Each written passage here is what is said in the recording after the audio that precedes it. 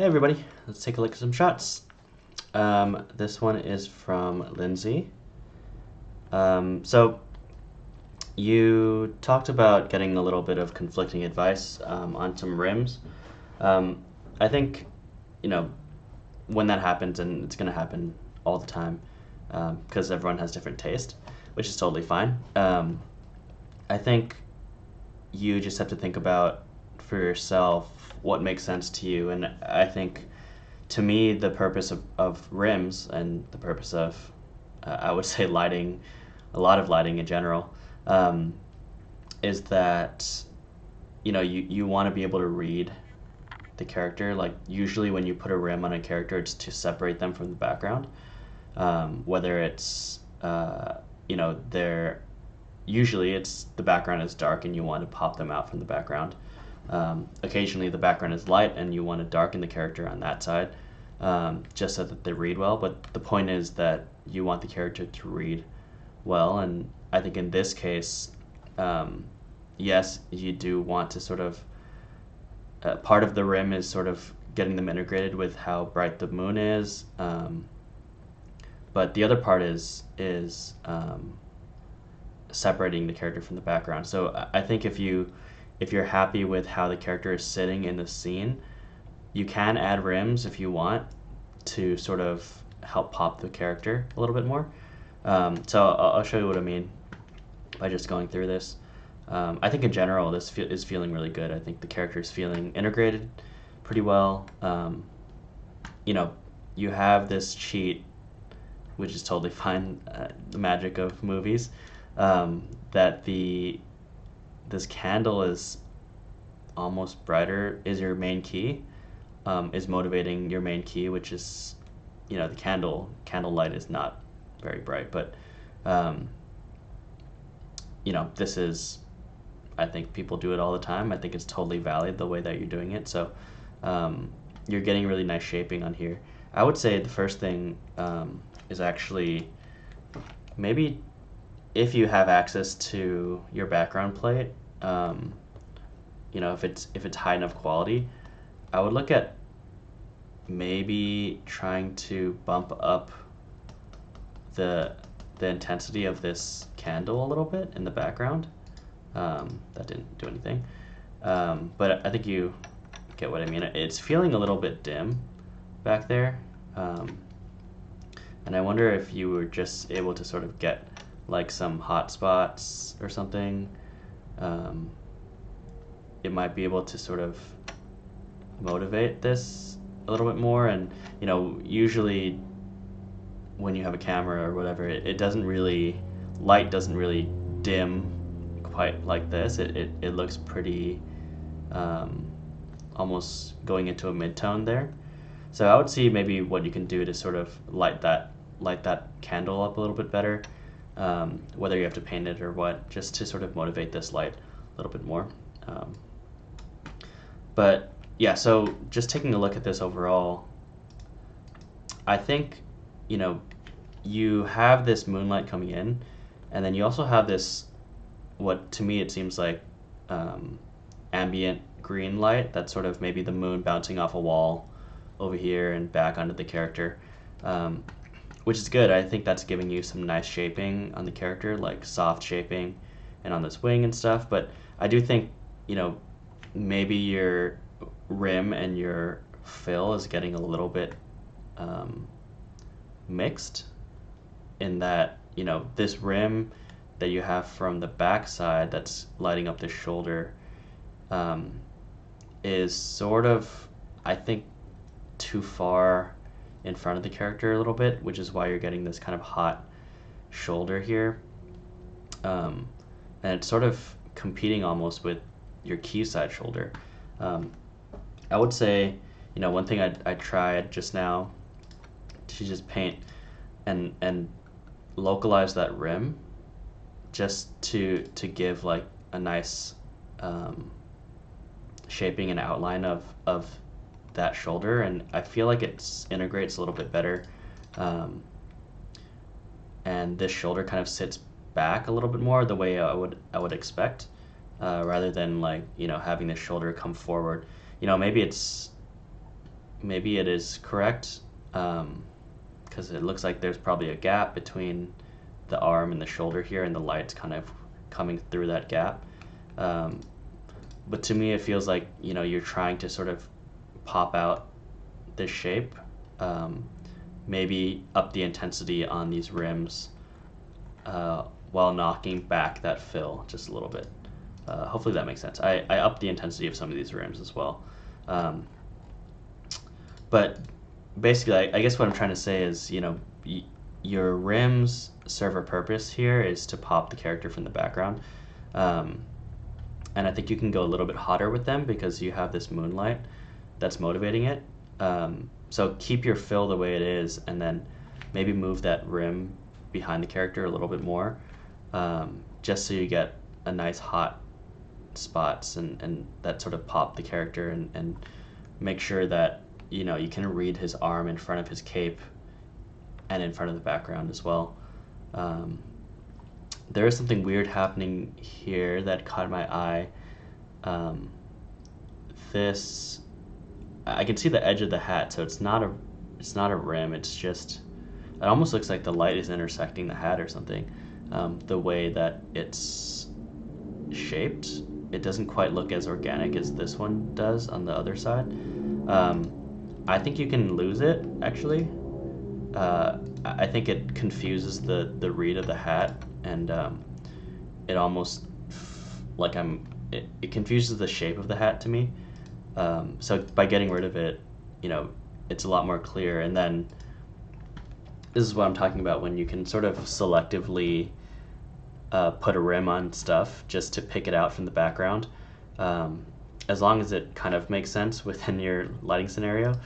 What I did here was add a rim here and have it fall off towards the top, right? And what this is doing is, you can see here, the hat just like completely blends into the background here, and it kind of confuses the read of it a little bit to me. So I would say maybe adding a rim there would help distinguish this character from the background there, and you don't really need it up here just because this hat, it has quite a good silhouette already, and it feels kind of natural, this rim coming in and falling off, as the hat sort of turns away. I also erased some of the highlights up here because these didn't quite make, this hot highlight didn't quite make as much sense to me. Maybe you're motivating it coming through this way, but to me it sort of, again, confuses the shape of the hat a little bit, because you already have this nice warm rim coming on this side. This other one, I think, makes it feel a little bit complicated. So I just went ahead and took it out, and to me that reads a little bit better. I think this is all kind of small stuff that seems very, like, I don't know, cherry picking little things, but I think your image is good enough in a position in general that we can sort of tune small things. At least at my job right now, I think a lot of our work goes into that last 20% of polishing things and making sure things read well. One area I was struggling with a little bit was this feet and leg area, because you really lose all the information completely down here, and it looks like you're getting, I can't tell if this is like just the local color of the feet if they're really warm, but kind of looks like this one is getting some of this warm light from back here, which I think this is not, I think it's too far forward to sort of be motivated by, or sorry, too far back inside of the cape to be motivated by this candle here. I sort of buy this cane. It's a cheat, but I like it. I'm not really questioning that. I did wonder if you hit the feet with a little bit more of the green light and maybe caught a rim on the top of the feet with your green fill. That could help, and also integrate the feet a little bit better into the table, and then pop the feet out from give a little bit more silhouette to the feet. And then the legs, this is pretty subtle, but the legs, I was trying to figure out a way to sort of bring out some information from here, because it's just, you don't know what's going on in there. So I think just hitting it with a tiny bit of that fill can help at least give a little bit of shape to what the legs are doing. Hopefully you can see that. Let me zoom in. Yeah, and then the last thing was I felt like these eye whites were a little bit unbalanced. This is probably realistic, but to me, I think to read the other eye a little bit better, I would sort of hit that eye with a little bit more light, or brighten it in comp, or whatever you need to do to sort of get the expression of the character to read better. But yeah, there was a lot of little stuff because your piece is in a good position already. But hopefully that kind of helps you understand where my head is at with some of these suggestions and some of the rim suggestions that I'm talking about. Again, like, the point for me was that as long as the character feels integrated, you can sort of use rims to do the original purpose, I think, of having a rim, is popping the character out from the background and understanding where things lie in space. So yeah, if you're questioning whether or not to add something, I would say, does it help the read of the character? Does it make sense with your lighting scenario? And then if it does, then go ahead and add them. And when it comes to things like this, people know how light works, kind of, I think. People, the audience, but not that well. You can kind of cheat stuff like this hat thing, and as long as it feels natural, you can kind of get away with it for the sake of reading the image a little bit better. But yeah, this is the change. Hopefully that helps and makes sense, but let me know if you have any questions. Thanks. This is another one from Lindsay. Yeah, so this is the old version here, and this is the new version, and this is the reference here. Yeah, last time we just talked about adding more sky fill. I think it's really successful. It feels pretty close to the reference now. My thing now is that I feel like now that you have that, it feels a little bit too hazy and a little bit too low contrast to me, especially this ground area where I would expect there to be like deeper cracks where light can't get in. It looks like it's all filled and kind of lifted a little bit too much, where you're not getting enough of those contrasty areas. So all I did here is sort of, I just applied a contrast layer on top of it, and it does feel like it helps understand like the depth a little bit better and up the contrast and make it a little bit punchier. This versus, oops, not that one. This is versus this. Maybe it's getting a little too contrasty in some areas, but I would say definitely in the foreground you need more contrast to sort of get the depth reading right.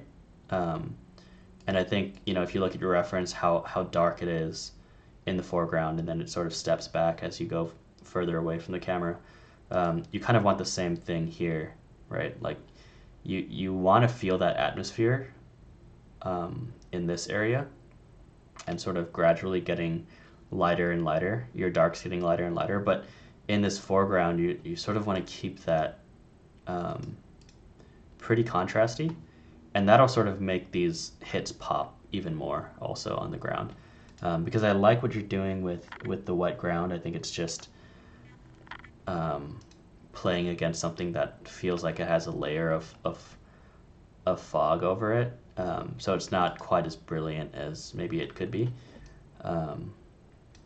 But yeah, I think it's just, I really like your light placement and stuff like that. I think it's just about trying to get some more contrast in the ground and in the foreground, just to kind of get that value structure working a little bit better. But yeah, awesome job. Cool, this is from Samuel. So there's a bunch of references you have here. This is looking really cool, by the way. I love the composition you have and everything. These are some of the references that you pulled, which are beautiful.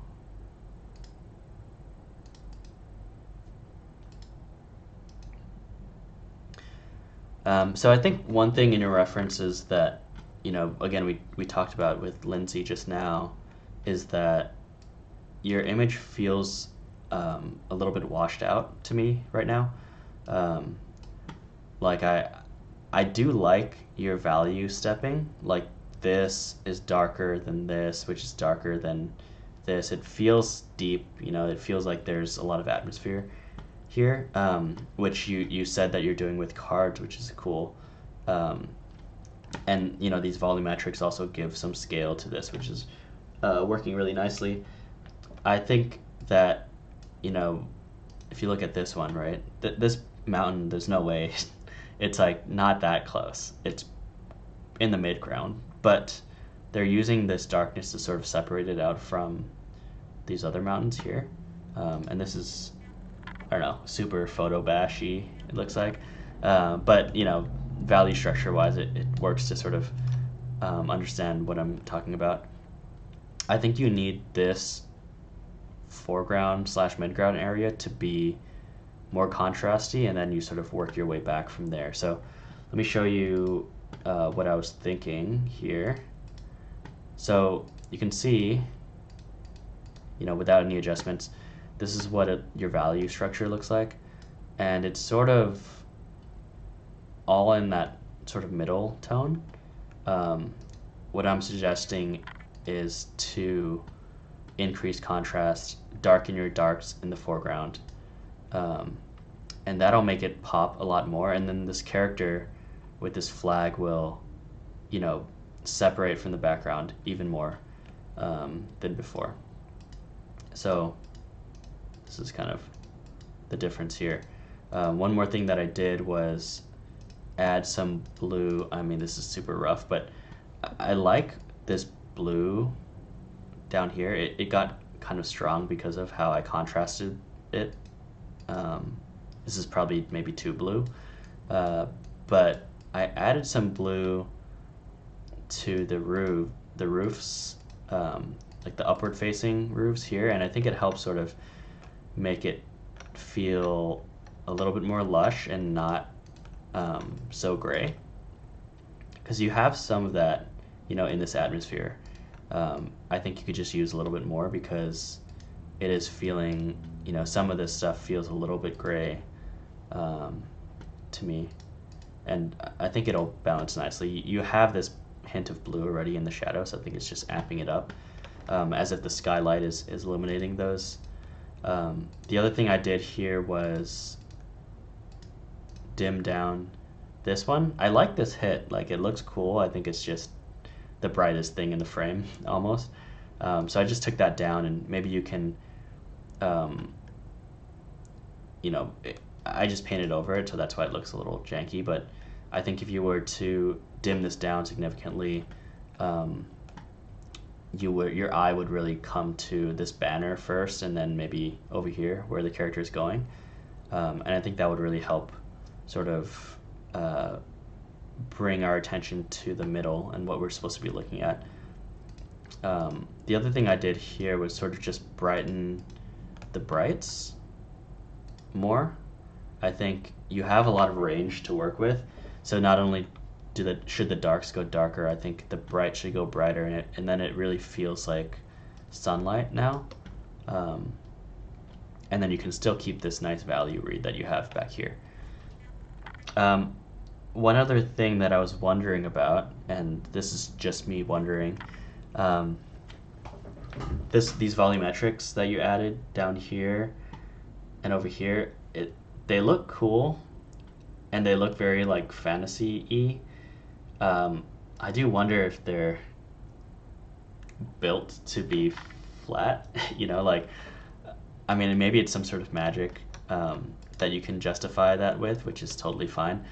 I just think that them facing upwards like that maybe feels a little bit more like water splashes to me, whereas, you know, the way I would expect them to be oriented would be more like this, where the clouds and the mist is sort of laying low. Um, and I think you can get that effect with clouds that are maybe a little less sharp and pointy, because right now it does feel slightly, I don't know, it just feels like fantasy and like magical clouds, which is, if you're going for that, then that's totally fine. But I think, you know, the shapes would be more horizontal, generally for volumetrics like this. But I don't know. I'm a little torn on that. I think they look kind of cool. So it's kind of up to you. But yeah, hopefully that helps. I think this is a really cool piece. I think you're where you've placed your lights and how you've composed everything, I think is working really well.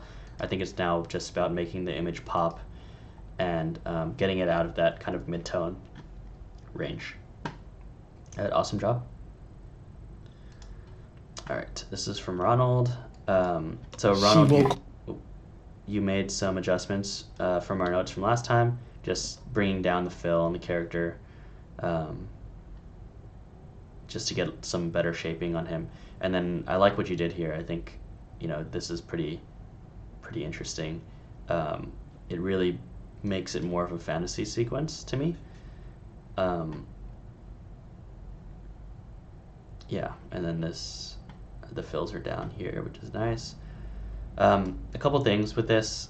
I think it's starting to feel really good. I think, to me, it feels like your background is still. I know you brought down the fills on the characters, but I think your background is still. The shadows are still feeling artificially dark. I feel like with this strong of light coming in, there would be much more bouncing of light around the room, and this, for example, this plant back here, and, you know, these planes that are facing that screen right wall, I think they would be a little bit brighter, and it would. I feel like it would make this feel a little bit more integrated, because right now, I don't know, this plant is so contrasty against this wall, and it just doesn't feel like there's enough sort of GI and light bouncing around. So that might help. Maybe look into that and see if you can get a little bit more indirect light into this room, and I think he will sit better as well. It's just so much light coming in this window, and then there's not much in the environment around him. I think this is cool. I think the speck in the eye, I'm not sure how much you've worked on that already, but I do think it should probably be down here, just to because it's motivated by that green light, instead of the upper right corner. And I'm not sure if I'm totally sold on this these stripes, to be honest. But they mimic his sideburns, which, I don't know, feels a little odd to me, and it sort of, I don't know, it sort of feels like a little bit too graphic for what I would think. I'm not sure. Maybe like a gradient or something would be a little bit less distracting, and it reminds me a little bit of like a circus for some reason. But I'm not sure. This is just my opinion. If you like them, you should keep them. But to me, I feel like they feel a little bit distracting. But lighting wise, I think this is pretty cool. I think what you have here, the rim, and then the green there, I think is working pretty well. And this one's working pretty well. I think, again, it's just like this stuff is so dark. I think getting some more light onto these pieces of furniture, I think would help a lot. But yeah, great job. I think this is a big improvement over what you submitted last time. I think it's just, getting things to just sit together a little bit more. But yeah, awesome to see. This last one is from Erica.